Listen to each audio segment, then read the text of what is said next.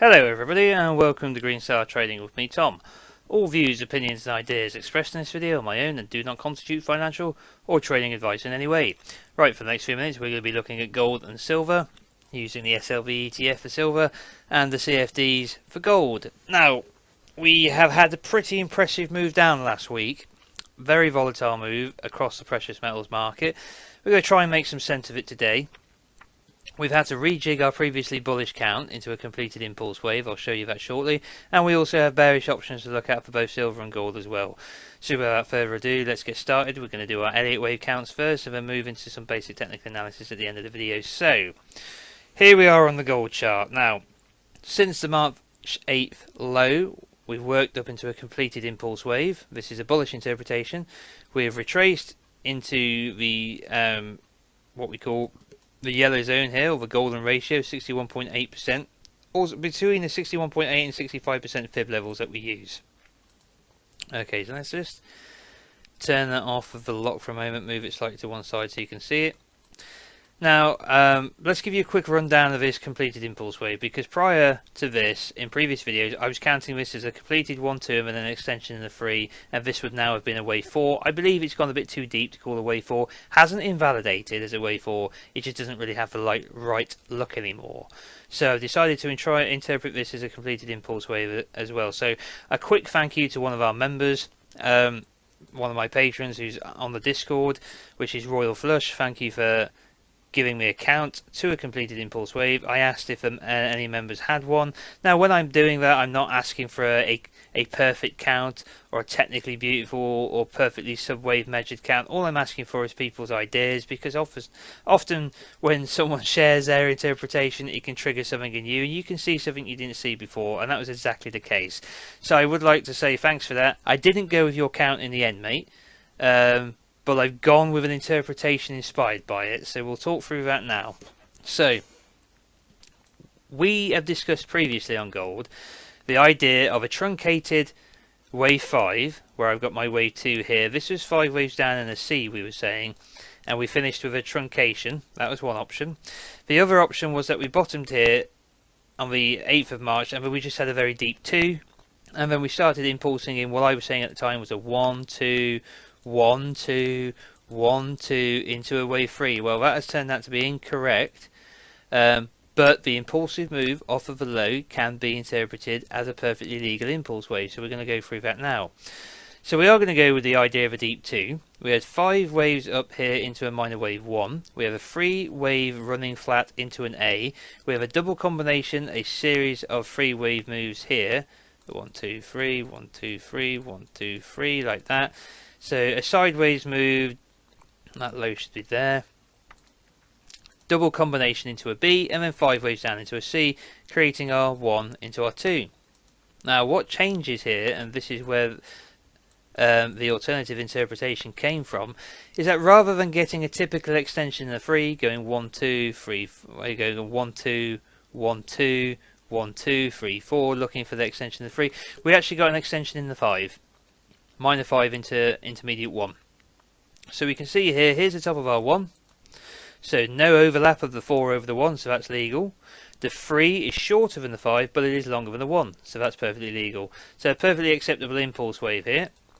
And we can see how we got 5 waves, 1, 2, 3, 4, also with no overlap within the minor 3, then leading into the 5th. Now in the 5th, we can see that the minute 1 of the 5th is actually longer than the minor 1. This supports the idea of there being an extension in the 5th.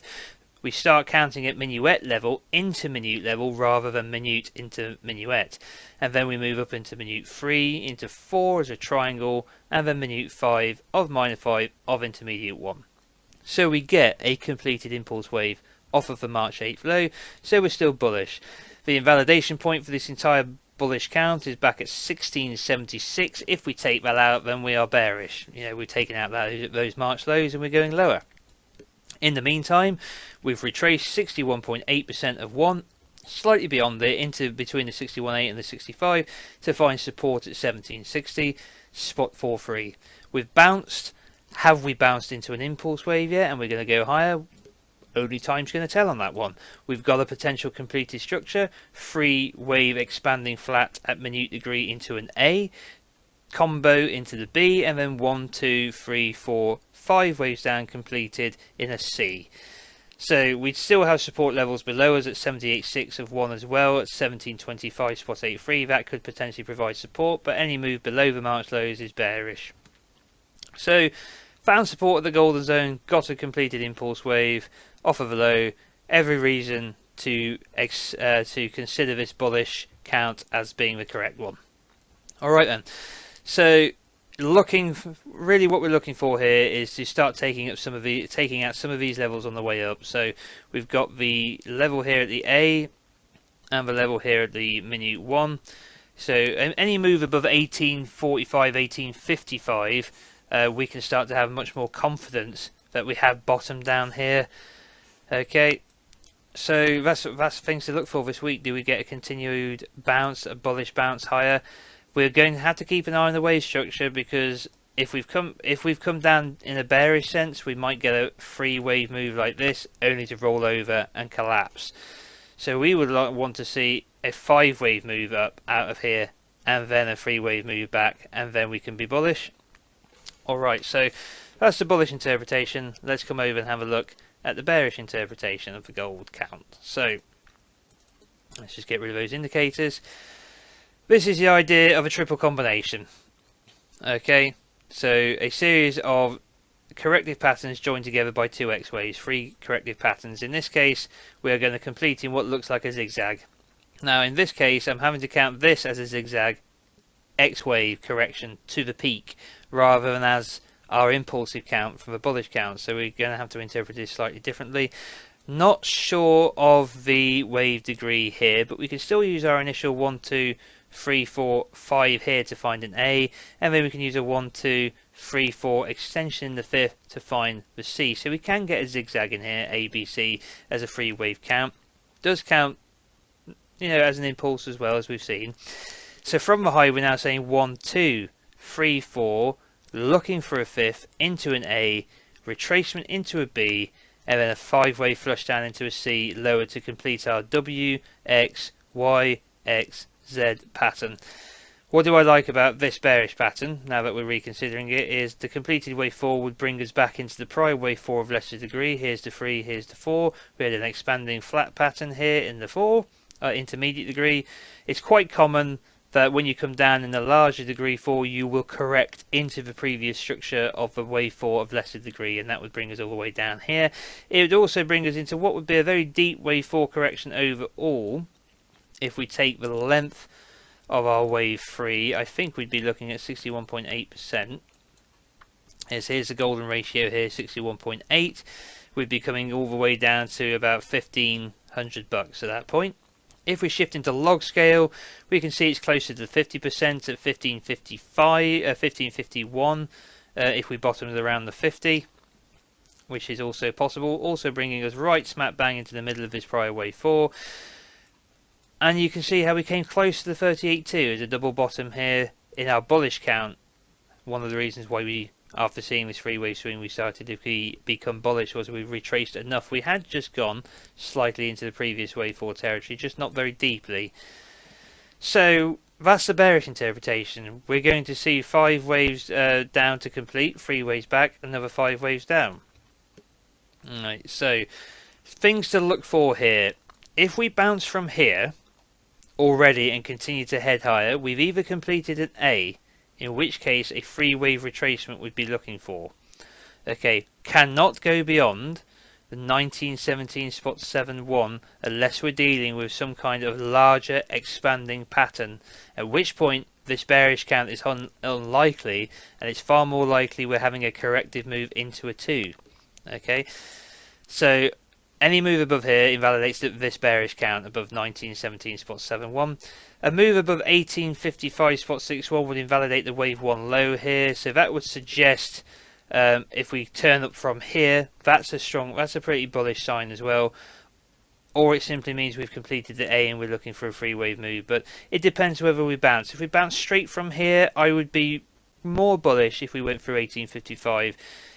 If we get another move down, it's into a 1, 2, 3, 4, 5 into an A, then this level becomes irrelevant because we've got a completed A, and at that point we're simply looking for a retracement in the B, and that would be typically, assuming this target's correct, which is down here, assuming that was correct, we'd be looking for a 50% retracement in the B, and then a flush down in 5 waves into the C, so you'd be looking at a 5, 3, 5 structure. So really, that's the best I can do for you at the moment from an Elliott wave point of view. Rather than focusing on the bearish count here and how this is going to develop, we should be looking to the bullish count for invalidation. Really, if we continue to bounce from the 61.8 here, we've come to a perfectly acceptable wave 2 retracement, and we've bounced. We should be looking for 5 waves up and 3 waves back. Okay, if these levels break, the 1760 doesn't hold and the 1725 doesn't hold, which is the 78.6 of 1, and I think at that point you have to be assuming that we're bearish. But the bearish count suggests that a bounce would be on the cards before then anyway. So we really do need more price data now. But before you give up completely on any idea of a bullish count, we do have a completed impulse wave here, and we are still legal in our retracement here as well. So just keep that in mind. Let's come over and have a look at silver. We've been looking at the running flat and the expanding flat ideas forever now, it feels like. So in the completed interpretation, which is primary wave 1 into primary wave 2 complete with an ending diagonal here. Similarly to how we've had to recount gold, we have 5 waves up off the low. The 3 is not shorter than both the 1 and the 5. The 4 does not overlap the 1, so that's legal. And here we have a 61.8% retracement at 23.76. Pre-market is hanging roughly around where it closed at the end of last week currently, so haven't quite made it there yet. 78.6 of 1 here is at 23.05. Bullish invalidation for this count is at 22.13. Any move below this level, we're bearish. Any move above this level at 28, we're bullish. So we're looking for support. We're looking for a reaction. We've had a move back, looking for a reaction from these levels, 5 up, 3 back, 5 up, 3 back, and start building an impulse wave out of here. Too early days to be 100% yet either way. I'm a little divided on it, to be absolutely honest. The sudden breakdown in precious metals, the sudden rallying the dollar, it could be a bottom in the dollar. It could just be a temporary relief rally before pressing lower, and that's going to decide what happens elsewhere. So we'll probably come over and have a look at that later in the week. The bearish interpretation, which we've had forever as well with silver, is that we're just in a gigantic expanding flat in the primary wave 2, which is going to complete considerably lower over the coming year or so, or 6 months to a year, and we're just going to work our way down. This breakdown, we did have an A to C parity move at 26.49, C equals A at 100%, and then we just turned around and started violently heading down. So for the moment, this actually looks, perfectly believable as a bearish interpretation of silver. If it's correct, then we will not bounce from a 61.8. We will just continue to thrust down in a series of waves down into a 3, 4, 5, 4, 5, like that, and we will just work our way down and continue to work our way down.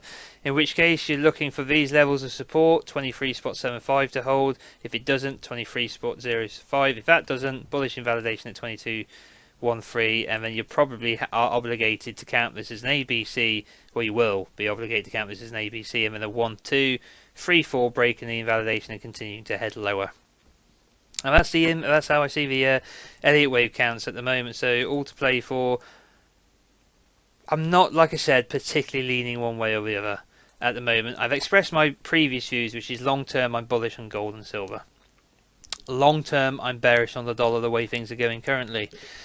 I could be wrong, but it just seems to make sense given the inflationary concerns we have about the economy at the moment. So if you're going to trade this and you are looking for a reaction off of the low here in gold, you're looking for a smaller time frame that you can handle or that you're happy to watch and trade. You're looking for 5 waves up, a 3 wave pullback, and then you're obligated to set your stop loss back here at 1760 or higher if you want to trade percentage points rather than invalidation points. For the move up and a move back on a small time frame, you could go long, look to continue moving. Now it doesn't matter at that point whether you're going 1, 2, 3, 4, 5, A, B, C before we collapse. You've still got a long trade in here as part of a correction. If you are lucky enough for this bullish interpretation to be correct, then you go up, 3 ways back, get in, stop loss set back here, or to your taste. I would go for the invalidation myself, and then you're going to have a fortune of just going up and up and up and up. So, all there's potential in this retracement either way. Would be my point. That whether you want to trade the bounce long or whether you want to trade this as though it's bottomed, it's still a perfectly tradable trade. Is what I would say. So let's go in and have a look at the basic technical analysis now to see if there's anything to support any of this. So we're going to bring up our exponential moving averages, which is a 10 in yellow, 20 in blue, 60 in orange, 250 in green. Come out to the weekly time frame for a moment. We're just going to clear the count off so it's not a distraction. Okay. Now, obviously, you should be looking at the evidence of how this coincides and works with the count, but we literally clear the chart purely because, obviously, as I've used to do in previous videos, as people discuss in the comment section, it's just too cluttered. People can't see it. You've seen the count, you know what it is. Okay, so let's do the same on silver as well. We're just going to clear the count out of the way. Bring up our moving averages, 10, 20, 60, 250, come out to the weekly, and then we'll work our way in over the next few minutes and see what we can see. Right, and so coming over to gold, we also have our indicators here. We have an RSI set to attain close, green 30 level is oversold, red 70 level is overbought, MACD with a 10 for the short term moving average in blue and a 20 for the long term moving average in orange. So what can we see on the weekly time frame? Well, we can see now just how nasty this bearish bar, this bearish candle was. This big engulfing candle gobbling up 1, 2, 3 prior weeks of bullish price action in 1 week. Green candle so far for this week. It broke through the 10 and the 20 and the 60 exponential moving averages and closed the week below. Price is still below, or trading around the 60 on the weekly time frame. Came down to touch, the 10 and the 20 came down to touch, the 60 have rebounded since. We really, if you want to be bullish, would like to see these moving averages stay above the 60 now, to price action to start moving back up. If these were to cross over the 60 again with price below it, having already tested it, that would be very bearish and much more in support of a bearish count. RSI has come from oversold conditions back to just touching overbought and then have moved back into neutral here, not into oversold yet. Whether or not a thrust down into oversold is necessary depends on whether or not our interpretation of this count is correct. If this is a 1 and this is a 2, then I'd say we've done plenty enough already. On the weekly time frame, we've got our short-term moving average hasn't crossed over our long-term yet. It's getting close to doing so. Bullish momentum has been dying off for the last 3 weeks. Darker green bars on the histogram here could just be consolidation, or we could see something more bearish. Like I said, we need more price action to see. If we come down to a daily time frame, we can see just how destructive this technical move was. Did a lot of technical damage in a very short period of time, taking out a lot of previous support levels. So the way we interpret this in our Elliott wave count is when we see a trend like this going up in several waves and we can channel it, which we can. If we would just do, it's going to bring up the count now, I know, but if we were to just put a channel around all of this prior move, whether you go from 2 to 4 or 3 to, or 1 to 3, you can basically get all of the previous price action inside of a channel, and then that channel breaks. That is essentially a sign that whatever wave degree you were dealing with before is now over and you're now at a larger wave degree. So 1, 2 intermediate as opposed to 1, 2 minor. That's how we'd interpret it bullishly. Bearishly, it's just a completion of the correction, and this wave degree here is part of the greater wave degree down, this W, X, Y, X, Z, wherever it's going to be. Alright, so below all major moving averages, 10 crossing over the 20, 10 crossing over the 60, 20 coming down to the 60. Yeah, this looks bearish for the short term. A lot of negative pressure. We have gone from overbought to oversold, so we're going to get a bounce. Okay, the bounce is already underway. We are going to get a bounce. How much higher are we going to go? We've got to push back into the 250. The 10, the 60, 20 are all above us. If this is a completed A, then a 50% retracement of the move down would be logical. If this is a bottom, then we should come up in 5 forward, 3 back, and then start the thrust to a new high over the coming weeks or so. Very oversold though, so significant bounce, at least back into neutral territory on the RSI, I would expect. Cleaner, well, not cleaner, lighter bar, I should say, on the histogram here after all this dark and bearish momentum. Looking for a crossover of a short over the long-term moving average, yet nowhere near it currently on the daily time frame, but starting to flatten out. Really would like to see a return to bullish momentum to support and move back up on the RSI and supported in price as well. So for the meantime, the route to the downside is easier in terms of our moving averages. However, our momentum indicators suggest that we are very oversold, and therefore a bounce for the short term is likely. Does it translate into the beginning of an impulse wave, or does it simply translate into a B wave correction before heading lower? They're basically the two options. Alright then guys, thank you very much for joining me on this technical analysis of gold and silver. I hope you've enjoyed it. If you're new to the channel and you like what you see, please subscribe, smash the like, hit the little bell notification icon to remain informed of future video releases. Leave us a comment in the comment section below if you want to. And thank you, as always, to my Patreons. Your support is greatly appreciated. Thank you also for your ideas, as I spoke about, sharing on the Discord. If you're interested in becoming a Patreon and becoming a member, feel free to follow the link in the description below, have a read of the tiers and see if you're interested. I would, however, suggest, since we're now past the 20th of the month, I always start suggesting to leave it to the start of the next month, the first day of the next month. Because if you join now, you'll get charged the moment you join, and you'll get charged on the first of the next month. So you're only getting half a month's value currently if you join now. If you leave it to the start of next month, you get a full month's worth and you don't get charged in succession. It's one of those things that a lot of people have joined up and they've been perfectly happy with all the educational material they've got, the community in there, and it hasn't bothered them. But the last thing I'd want is to leave a bad taste in people's mouth if they got charged twice in succession and weren't happy about it. So I always give that caveat. Anyway, that's totally up to you though if you want to. Then there's also the Twitter feed. If you're not following me on Twitter yet, there's a link to this in the description box below as well. Alright guys, take care and I'll be back with you later in the week. All the best. Bye bye.